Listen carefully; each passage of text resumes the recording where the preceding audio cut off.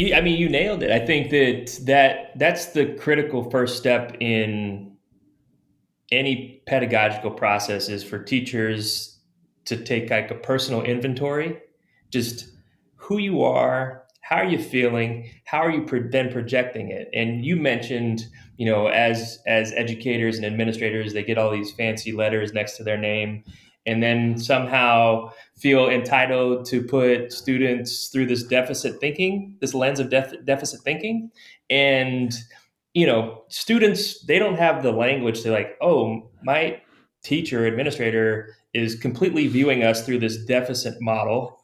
But what they are doing is voting with their feet, or they're like, you put out that energy, kids, they get that 100%. We know that. And so, and I think it's something that we as educators and administrators need to really recognize and take more time to critically self-reflect on not only what we've achieved as professionals, but who we are as humans.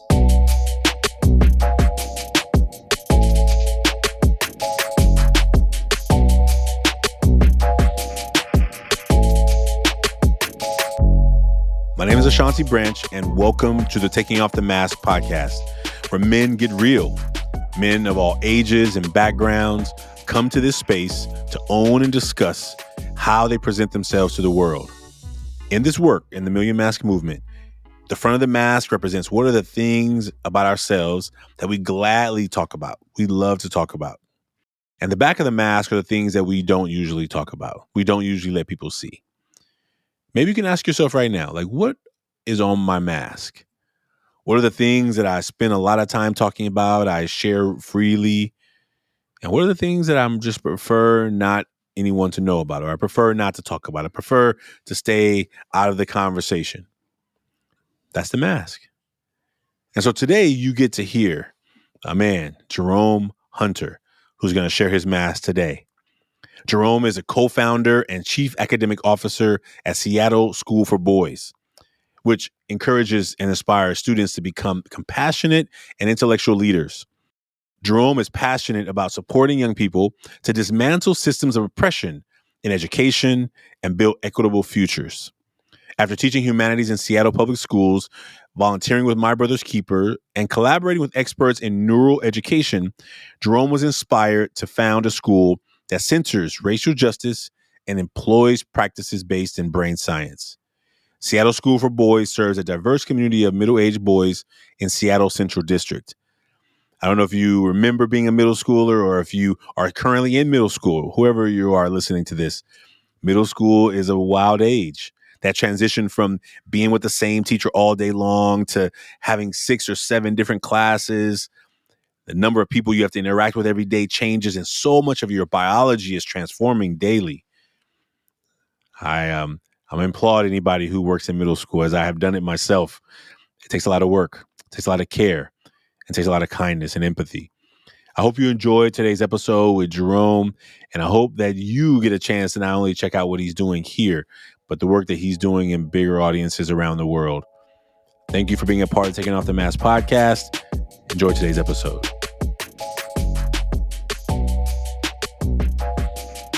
Jerome Hunter, welcome to the Taking Off the Mask podcast. I'm so glad to have you here.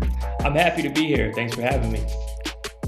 Well, look, Jerome, what we want to do is you and I have had a couple of chances to connect, and I'm excited we're back in this virtual world. I think when we were first talking before the show, you were like, oh, I think we met back in 19. And I was like, it was not the 1900s when we met. So this Zoom world makes times feel like it warps, right? Yeah, time feels a little different. It felt like it was just yesterday. It was just yesterday. Right. Even though it was around 2019. So glad to be connected with you again. And will you tell folks what you want them to know about you before we jump into these masks? Like how would you introduce yourself in this space? And we'll jump in. Yeah, absolutely. My name's Jerome Hunter. I'm a co-founder of an all-boys middle school. I'm an educator. I'm a community organizer and a proponent of healthy masculinity. Hey, right there. That's right me. there. That's me. Okay. Well, I guess we're about to jump into the deeper part of that intro. Yeah. Yeah. Okay. So you as a guest, you get to decide who goes first. So either you want me to go first or you go first. Um, and whatever you decide is how we will roll the show. Okay.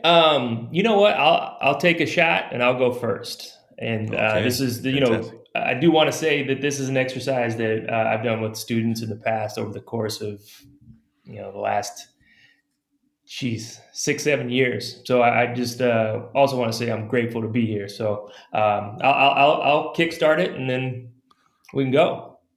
Okay. So if you just do the front first, and then so you can fold it in half or however you want to organize it, but just so we can like start with the front, and then after you do the front, then either you want to do front and back, or you want me to do front and front, and then however you decide to help us structure it, we'll go from there. Wonderful. So I'll start with the front. And it also says my city. So I'm representing Seattle, Washington. And what we can see here is kind of my outward facing attributes.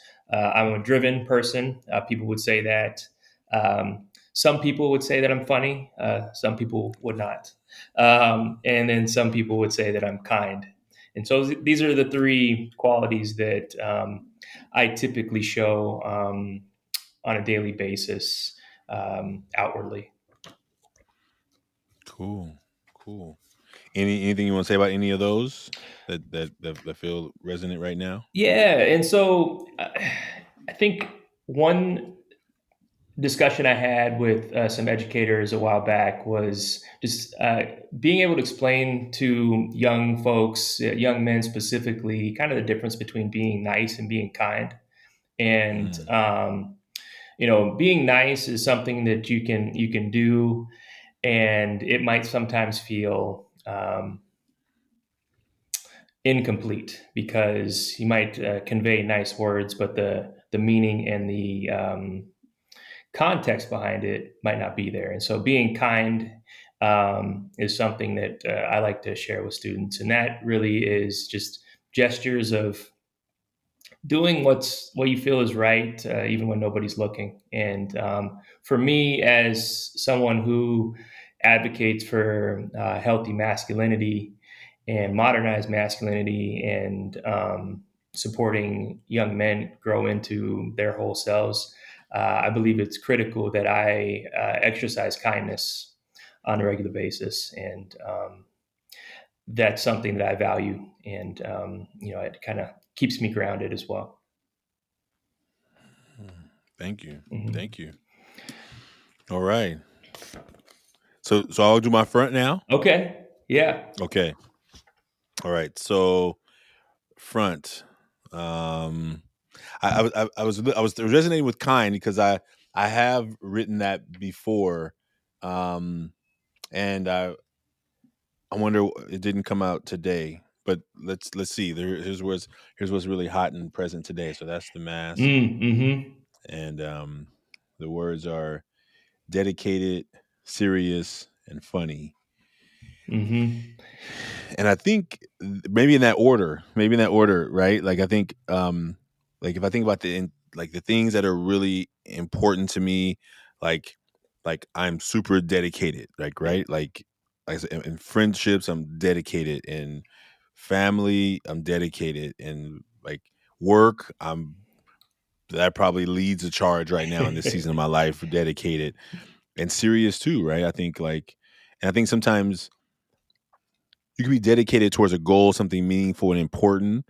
Um, and I think people, when they read it from the outside, they can read it for lots of different ways, right? Because I think I'm serious about a lot of things. Like I take education really serious. I take when I see another student being hurt, stabbed, killed, like it's almost like I can't it's almost like I can't look away, Mm-hmm. right? And I Mm-hmm. think this idea, like I sometimes wonder about people who can see what's happening in our schools, right? I mean, education is a passion of mine. So for people who it's not a passion for, I can see that. But for people who say that they're passionate about education and then do nothing, it almost it drives me to like find myself trying to avoid a social media battle with somebody because they're saying something I was going to say stupid. Well, I can say it in this space. Yeah, yeah, Like yeah. they're saying something stupid or dumb or unintelligent or ignorant. Right. And so I feel like the need, like I have a responsibility to educate the ignorant out there. And also I'm like, I don't have time to be educating all these ignorant people out here because there's too many of them. Hmm. They outnumber me from many to one. And I don't want I and I got other things to do, right? But Right. ultimately, when you see somebody spewing some ignorance, I feel like I'm so intent, and because I'm sometimes sarcastic, it can come off wrong because I'm like, I really hope that you don't have any children, like that you are responsible for because and then I'm like, okay, Sean, you can't say that. That's an insult, right? But I'm actually trying to kind of feel a little levity to it because I don't want to like slam this person into the digital atmosphere. And I Right. think those places of like, oh, I just see exhausted. Like, okay, Ashanti, just don't reply. So I spent 12 minutes trying to rate the perfect reply, and then I just didn't send it. I just deleted it, right? Because it's not going to do anything good. It's not no benefit. Who does it benefit, Right. right?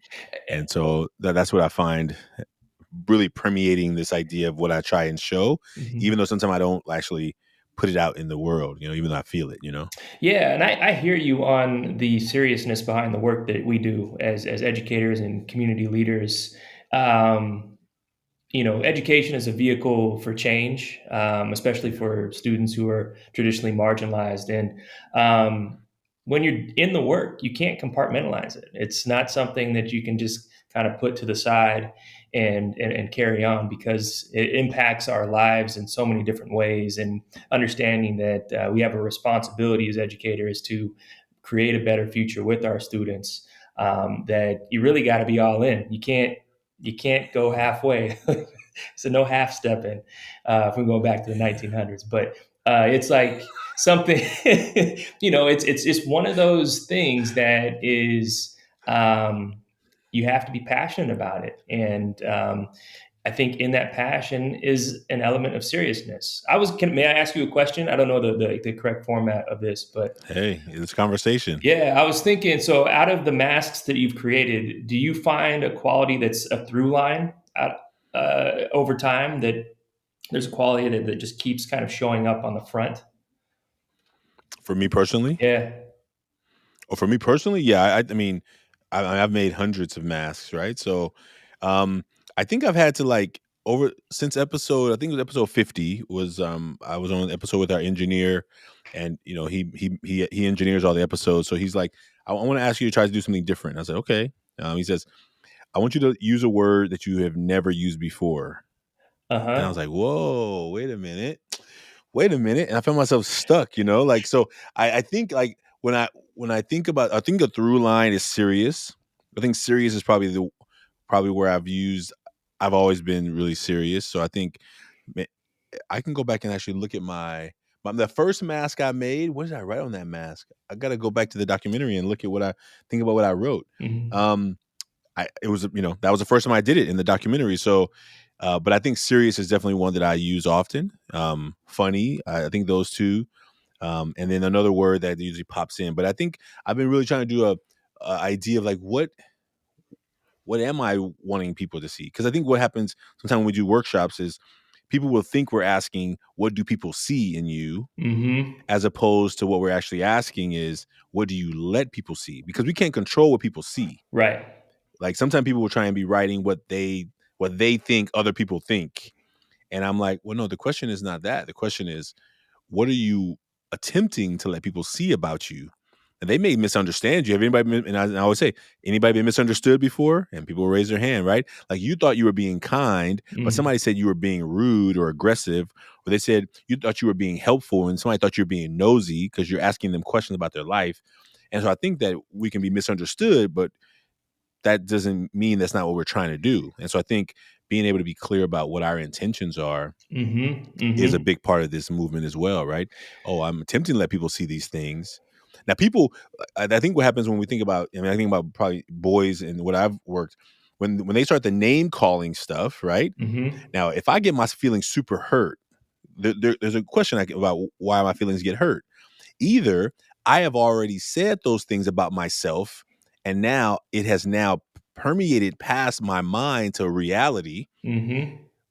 or I'm like, whatever. I don't, whatever. Right. Like, because if I don't have any connection to that word about me, why would I get now? Could be mad because somebody called me a name and there's a period, the fact of a name, but Right. it's also some deep things that happen when the psychology of what names we get called stick more than others, Right. right? Right. And so I think that our work is really, when we talk about this work with not only myself but with others, is like, how much. Oh yeah, I know why I'm getting triggered by that thing that person called me or said about me, is because I probably kind of believe it about myself already. And Mhm. I don't want it to be real, but now it's being called out, right? Like, I think those kind of things. Yeah, and I think that's critical to recognize and be generative in that space to our for our um, younger males. I think oftentimes they'll play around with words and they'll use words that are hurtful in kind of a funny manner, and sometimes that's Mm, that kind of projection of that voice that's inside of them, and whether it's positive or negative attention, they'll do it just to be seen. And so it's really creating space for those conversations around, like, why are you saying this? Do you really think that this is funny? And how so? And mm, opens up space for conversations around you know um, how you feel about yourself, your identity, and how you treat others. And I think in workshops that I've done with my students with this particular exercise, we've had really rich conversations around what is funny, in this kind of middle school space of 11 years old to 14 years old. And is it matching what you perceive to be, or are you kind of disconnected? And so what we try to do is make those connections and say, if is this something that is you're feeling about yourself, or is this something that you're trying to get a rise from your peers to gain attention?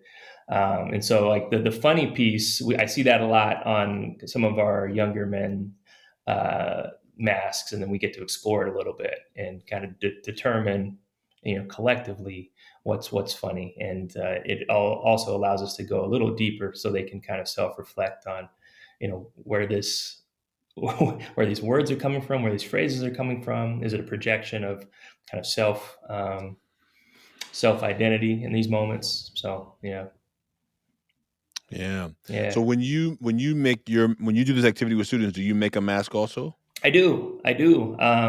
For me, it's important to model this vulnerability, model the discussion, facilitate the discussion. So oftentimes they're surprised because, I'll have qualities on the outward facing mask that almost directly compete with the qualities or traits that are on the inside of the mask. And so I talk to them about, for me, it's really hard to work through those qualities consistently in a way that is, I guess, altruistic. I got to be able to engage with a whole bunch of people. And so, I gave them the metaphor of like the swan or the duck, where, I might be looking really smooth on top of the water, but underneath my feet are pedaling like crazy, and so Mm, when I share the other mm, side of my mask, you'll see that there are certain qualities that compete directly with the qualities that are on the outside of the mask, and students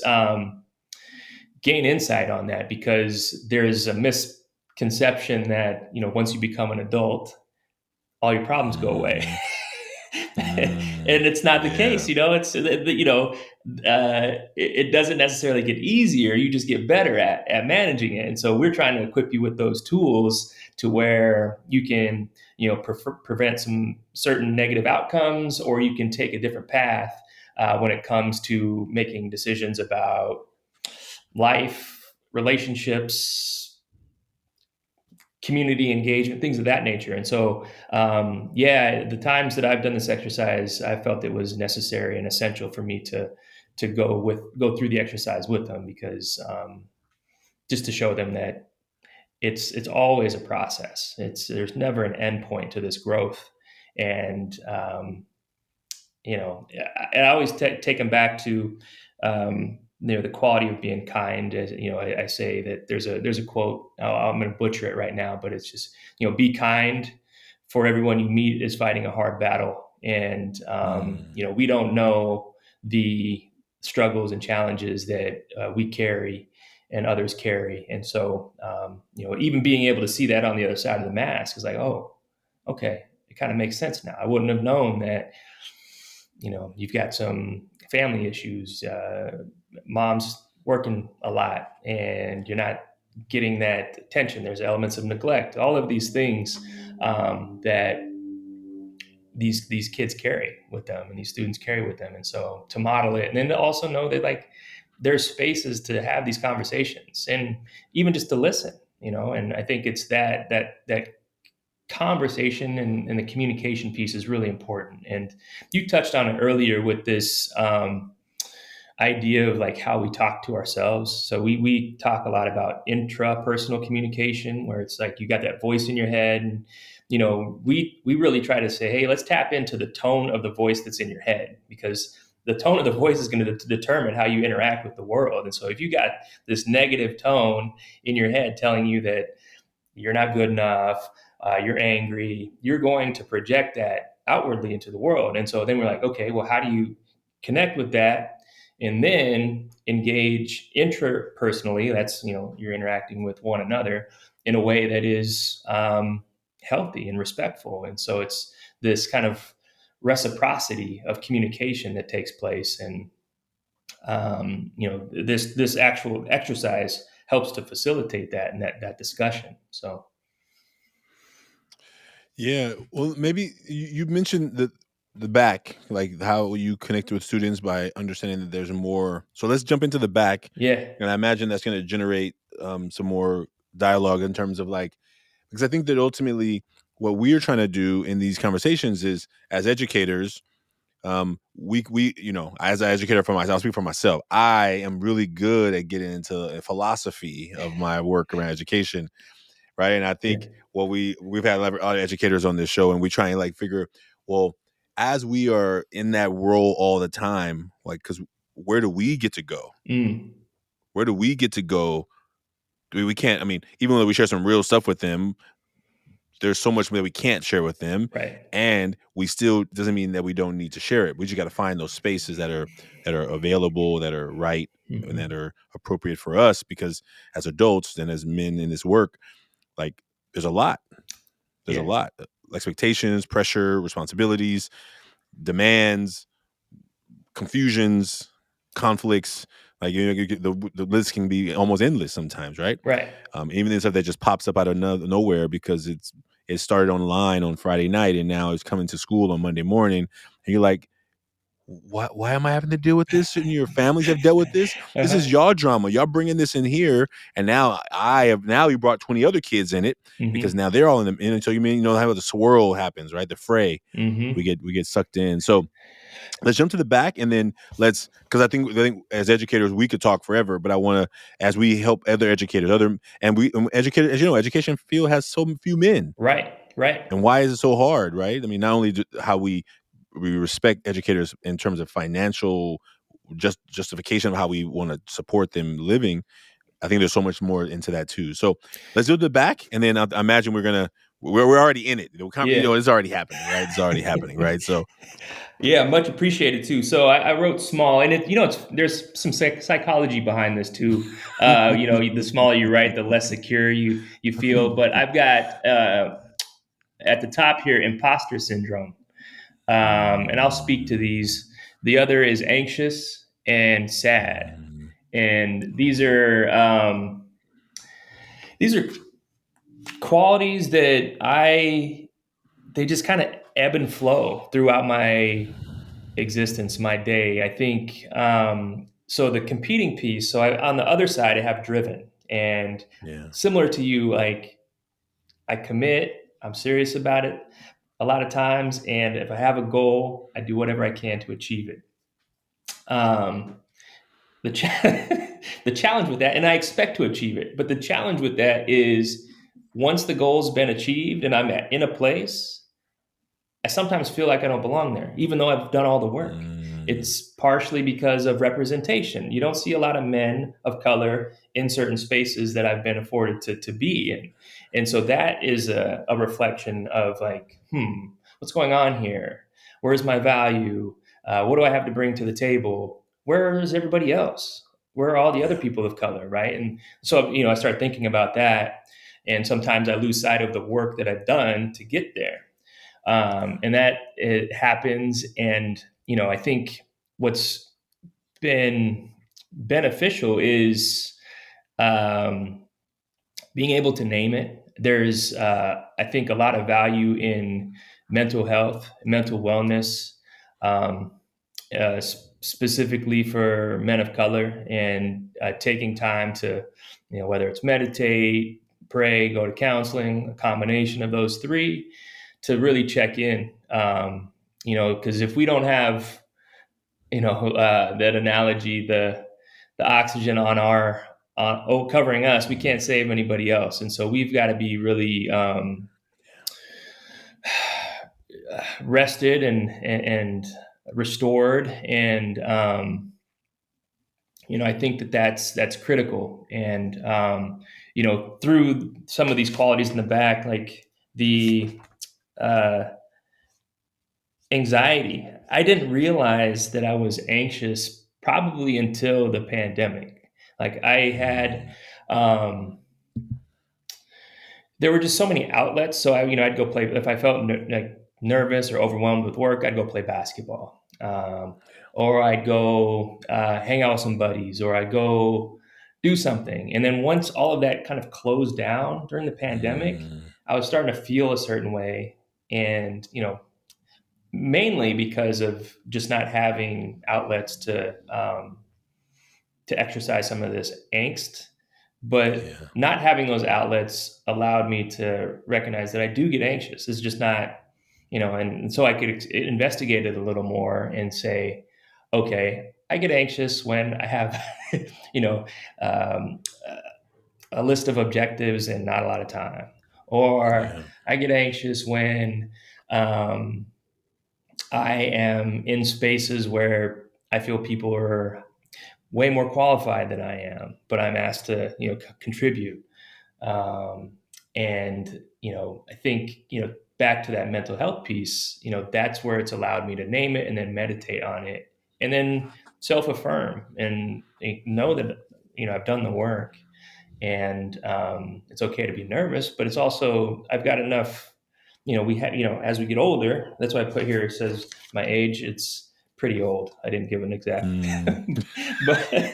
but as we get older, we have, for lack of a better phrase, we've got data points that we can refer back to. I'm sorry. I'm That sorry, was Chef. great. That was great. I was like, well, you said, thank you, thank you, thank you, thank you. I always leave mine off when I'm in workshops, Yeah, so yeah. I'm with you. I'm with you there. Yeah. And so, just kind of relying on data points that of success, and I kind of lean on those to enter into new spaces and say, okay, I got this. But that's not without taking time away and finding those groups, those circles, whether it's like professional learning, communities of color, whether it's your family, a network where you can kind of just exhale. And it's so critical to do that. And then the last quality on the back was sadness. I think Mm. there's so many intersecting emotions that come along with working in the community, working in education, trying to be an agent of change in these spaces, and bumping up against um, kind of gatekeepers of the status quo.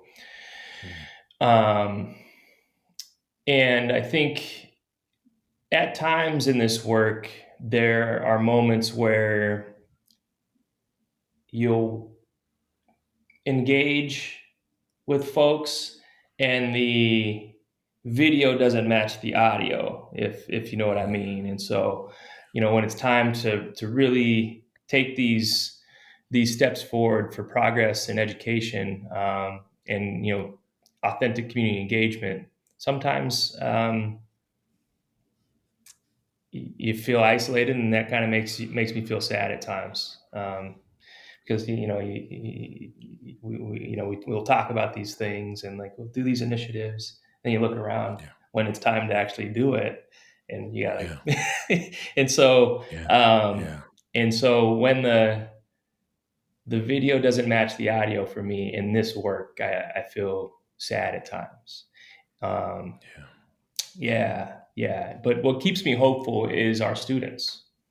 students and our youth. They're fearless, and they're committed. They're open-minded, and they have always been the anchor to the work that I do. Is just knowing that when they realize that they've got adults that care for them and that believe in Yeah. them, they'll give it right back. And so that's something that I'm really grateful for in those moments of sadness, because it comes and it goes. And I think that's all part of the process. But at times it can get um, it can get sad. you know Yeah. yeah. Yeah, thank you. Thank you. Thank you for that. I resonate with sadness, and I appreciate you showing it and sharing it. Um so let me just start there then, cuz yeah, I'm feeling that right there. Mm-hmm. So I wrote sadness last, even though if it was in degree, what's happening behind there, sadness is probably in the higher. So sadness, worry, self-doubt.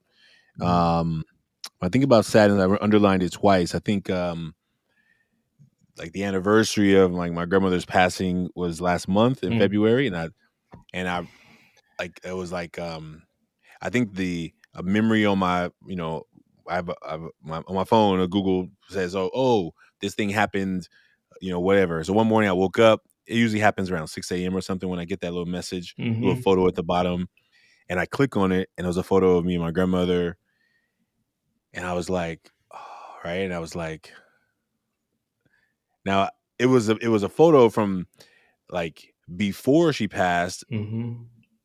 and so then I was like, wait a minute, this is around the time, and I went back on my phone and I realized when it was, and it was like, I had missed it by 2 days.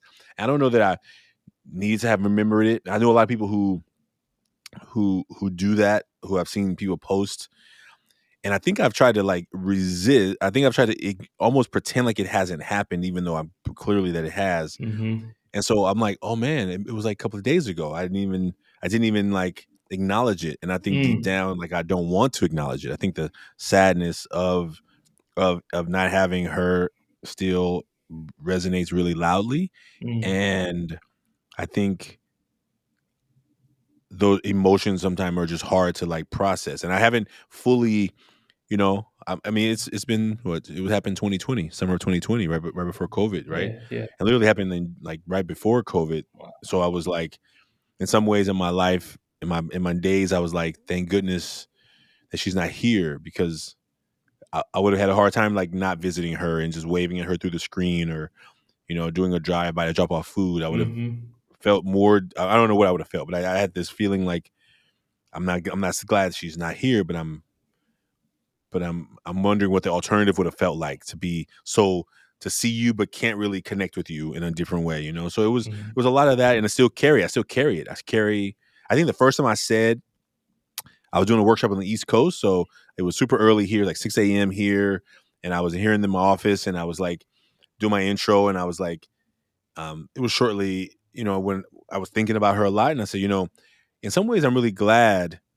And I was like, how dare you say that? Like I Mm. literally, as I was saying it, I found this like battle in my mind. Like, you can't say that. You Mm-hmm. can't say that you're glad that she's not here.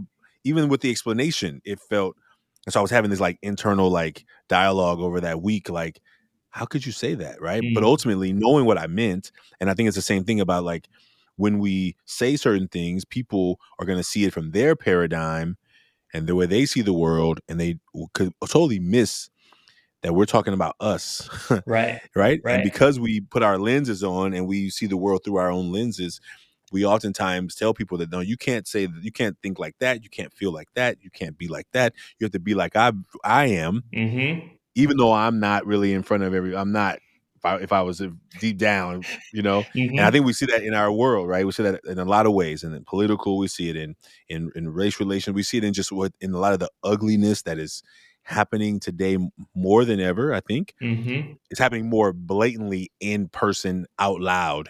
I imagine people had these feelings. You can't be like, oh, people just made up a bunch of feelings about how they hate so many people. No, I think it's just people were like keeping it to themselves. Mm-hmm. And sometimes I think I heard Malcolm X say, or no, I don't know, Malcolm X or it was Muhammad Ali. I don't know, one of them, but they were talking about like it's better to know that there's a snake than to think somebody's got your back and to find yourself getting bit. You know what I'm saying? Right. Right. Like, Yeah. oh, just let me know how you are. Let me know who you are, so I can be prepared, right? And I Exactly. wonder, what's better, right? To Yeah. know all these people are so hateful. Like, oh my goodness, have I been just around a bunch of hateful people all this time and just thinking that they were kind or Yeah. that they were nice or that what I was feeling was real. Yeah. And you sometimes wonder. I sometimes wonder, and I think when I think about those things around my sadness and the worry and self doubt, kind of roots in from those. I think the the worry of our world and our young people. Like, my algorithm is programmed to seeing a lot of crazy stuff happening in schools, and Mm-hmm. I see it all the time, and I find myself feeling like, what are we not doing right as an organization that schools are not using this resource that we've created that helps them to deal with the stuff that they're not dealing with? Because every time I see another kid gets injured, hurts, like Mm-hmm. stabbed, I feel like personally like responsible. Not not that I have caused it, but that somehow the work that I'm called to the world to do, I'm not putting it out wide enough. I'm not casting a wide enough net, because the fact that you didn't know that these kids are feeling this means that either you as an educator are on the verge of incompetent, Mm-hmm. Mm-hmm. or you're willing to, like, because you asked them how they're doing and everyone said fine, you believed it. Right. Right. You- It's remarkable because we think about like trauma and grief, and I think about it just as a black man, and just the walk that we have to take every day to make these calls. Are these, like you're saying, are these people being sincere in their approach with interacting with me, or are they harboring something that they don't feel like they're comfortable sharing? And then we're human, and so whatever stages of grief, as there are 9 or 6, whatever stages they are, they're completely out of order. Like I've had tremendous loss in my life, so I can relate. And there's no kind of linear connection of like, okay, I'm feeling sadness here, I feel anger, I feel resentment. It comes and goes. And I think that just as our students bring their full selves to the classroom, so do teachers and administrators. And I think that the schools and institutions really should take a moment to recognize that and have a collective and authentic space for healing. Because I think once we acknowledge that we're all going through stuff, we all have our positionality and how we view the world and how the world views us, and we have to coexist on some level, at the very bare minimum, at least in this building. And so, how do we, as institutions and educators, normalize healing, especially for men and young men, where the traditional notion is to just move on, not a big deal, shrug your shoulders, keep moving. We know that every time that the shoulders shrug, that pain goes deeper and deeper into their hearts, making it hardens it. And so, we want to have spaces where everyone, but specifically, I think young men, to feel comfortable sharing what's on their hearts and on their minds and normalizing it in a way that kind of just gets us back to the essence of this is what it is and this is what it means to be a human. Like, just because you look a little differently doesn't mean that you're not going to have loss in your life. It doesn't mean that you're not going to have financial hardships. Doesn't mean that you're not going to question yourself in certain situations. Like, we all do that. So like, Yeah. let's talk about it. Let's create healing spaces for it and not have it be like a one-off or this checklist that, you have to do to, secure grant money for an initiative that's, it's like, let's be real about it. And I think that it's such a complicated, um, it doesn't have to be complicated. That's the thing. I think sometimes we make it complicated, but really it's just coming back to the basics and the essence of we're all humans.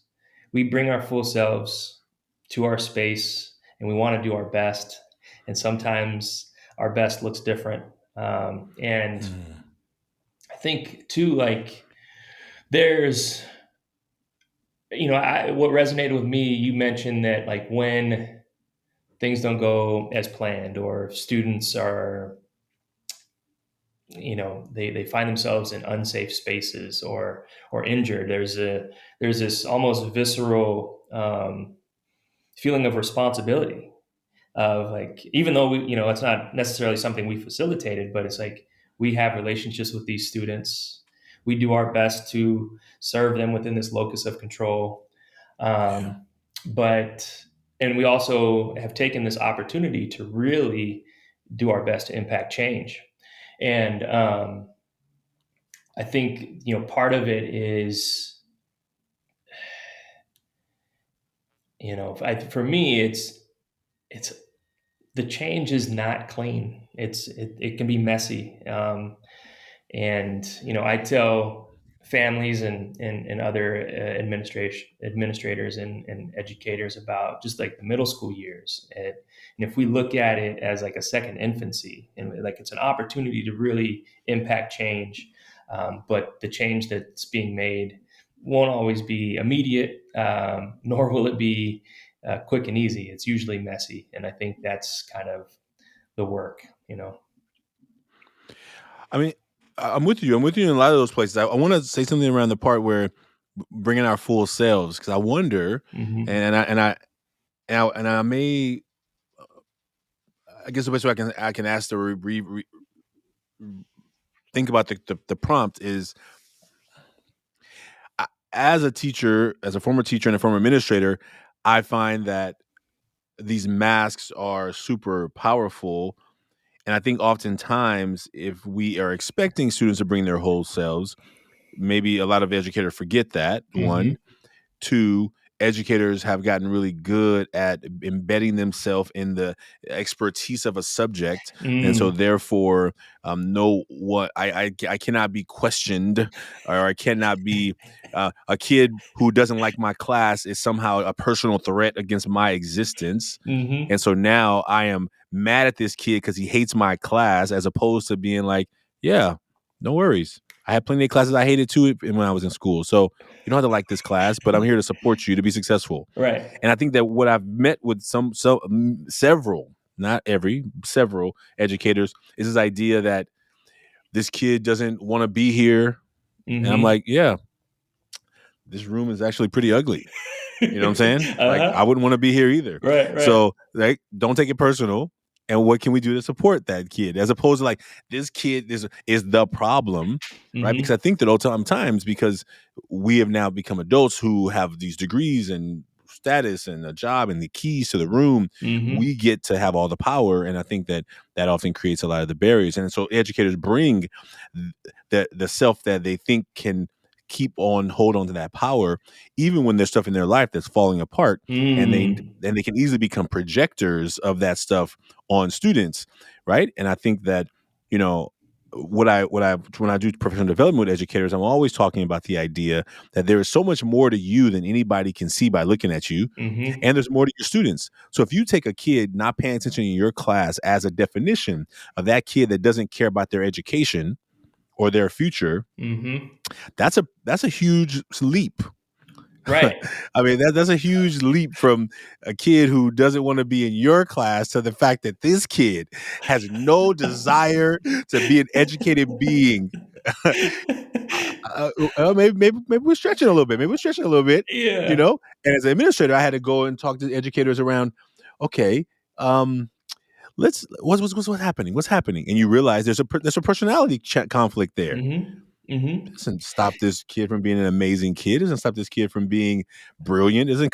It means you and this student have a conflict that we have to help figure out. And I Mm-hmm. found that sometimes, as you know, educators are sometimes the worst students, right? Right? Yeah. They're the worst students. And my job as a teacher of teachers, a trainer, is to Yeah. be like, hey, maybe you came here and you don't want to be here. I get it. Mm-hmm. Mm-hmm. And I want you to think about that kid who walks in your class every day and you know they don't want to be there. Right. What, Right. what story do you tell yourself about that kid? Mm-hmm. And so imagine, as humans, we tell ourselves many stories. So imagine, like, if I were you telling a story about you, about how you sit in the back with your arms folded, grading papers while I'm talking, doing something else. Oh, because we're adults, so we don't have to follow the same rules of learning that anyone else follows, do we? Right. Right. And how do we help educators get into a mindset of understanding that, oh, we're talking about human stuff. We're not Yeah. talking about power dynamics between adults and kids. We're talking about like what a human look like. And so if you come to PD grouchy, already mad, and you want me to somehow keep smiling and keep trying to pull you along, and you should imagine how that feels for me as Right. the facilitator of this experience, right? And I think that when I help teachers to kind of recognize what they do, Mm-hmm. which are the qualities that they actually to the verge of despising in students, Yes. that they begin to realize, oh, wait a minute, that's I'm projecting. Yep. Yep. I'm projecting some of my stuff of how I used to be, was, think about. And I think that's the work that we try and do. And so, yeah. I mean, you nailed it. I think that's the critical first step in any pedagogical process is for teachers to take like a personal inventory, just who you are, how are you feeling, how are you then projecting it. And you mentioned, as educators and administrators, they get all these fancy letters next to their name, and then somehow feel entitled to put students through this lens of deficit thinking. And students, they don't have the language to like, oh, my teacher administrator is completely viewing us through this deficit model. But what they are doing is voting with their feet, or they're like, you put out that energy, kids, they get that 100%. We know that. And so and I think it's something that we as educators and administrators need to really recognize and take more time to critically self-reflect on Mm, not only what we've achieved as professionals, but who we are as humans. Like, yeah. we're all impacted by social issues. We were all impacted Yeah. by COVID on some level. We were all impacted by the 2020 demonstrations Yeah. from George Floyd on some level. We Yeah. think about Ukraine right now. Like, we all have something Mm, that is tied together. And so I think it's an opportunity for educators to recognize that, yes, at the essence of this work in education is really trying to support young humans to be better humans.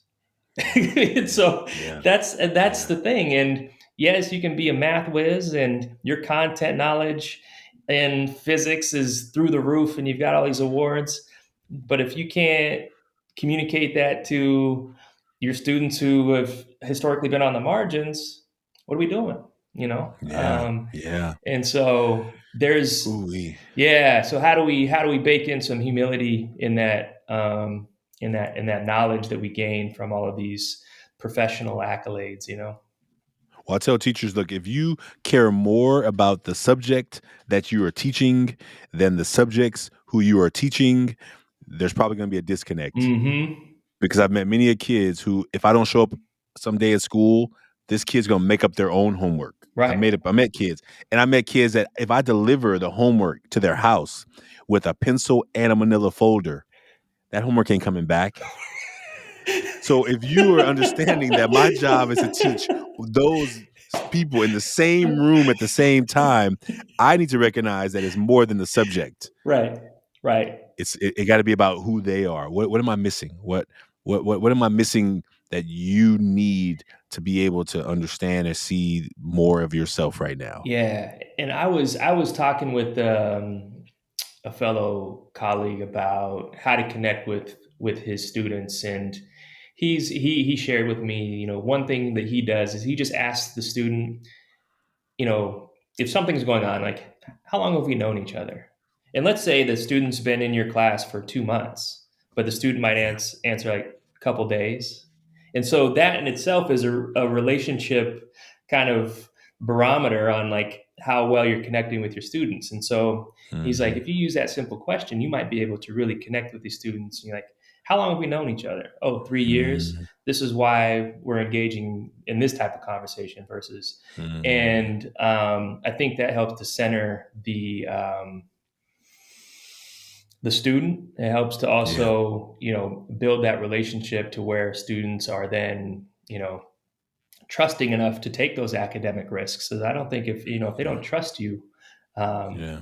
they're not gonna go above and beyond and see the Yeah. purpose in that. And so it's really relationship based, human based work that we're all doing.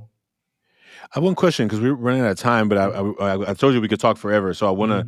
Mhm. This is just to be continued in the context of this. But why education? Why? What was it about your experience growing up or in life that called you to education? And I know that you probably been asked that, and that's probably a 12-minute answer. But I'm gonna ask you for the laser version. I don't like rushing people at all, but I know you get back to your day, and I just want to Yeah, respect your time. But yeah. but what brought you to this work? Yeah, I'll give you Cliff's notes. So uh, I was the first to graduate, first generation to graduate high school and college and then post grad. Mm, I think for me it was two pronged. I could see the opportunities that were afforded by having an education, and then as an educator, um, and as a community leader and organizer, also saw um, the schools as the heartbeat to the kind of greater ecosystem of society to make change in a positive way. And so I got into education, and it's going to sound cliche, but it's really to liberate students, whether it's their however. And I've seen positive results from that. It's not easy, but that's kind of the purpose behind the work. thank you. I heard a quote from Che Guevara. It says, "A true revolutionary is driven by a sense of love." And I Mm, think that to be somebody who's willing to sacrifice whatever you have to sacrifice to be in this work and to help liberate students, I think there's deep down probably some love in there that can't be denied. So thank you for the work you're doing. 100%. Yeah. Thank you for Likewise. the work. Is there any what for those parents who heard you working you leading a school? What Mhm. kind of school is it? Any information you want people to know about how they can follow up with you or the work you're doing? Maybe they're in the Seattle area or just nationwide.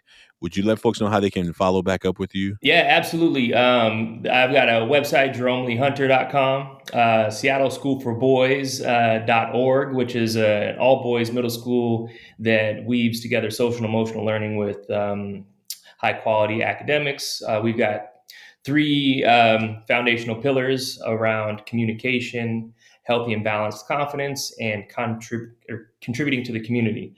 Also, you can follow me and the school on all of the social media platforms. Well, we will link all that in the show notes for everyone. And Jerome, thank you for being in this conversation. I love talking to educators, but definitely educators who are passionate outside of the classroom, right? So thank you for the work. It was my pleasure. Thank you so much. Thank you. And folks, look, Jerome and I, we shed our masks here publicly. You don't have to do that. You can actually make your mask anonymously. And we invite you to do it soon, because in the next 30 to 60 days, we are going to hit our first milestone of 100,000 masks around the world. And so Jerome is going to mail us some of his masks from Seattle. We're going to get masks from around the world. And we invite you to go to millionmask.org, make your mask, be a part of this first 100,000, because we're on our way to 1 million. And we would love you to also be a part of these conversations and know what it means to experience what's happening behind the mask. So thank you so much, folks, for being a part of this. Jerome, so good to have you in this conversation. And I look forward to seeing you soon. Thank you.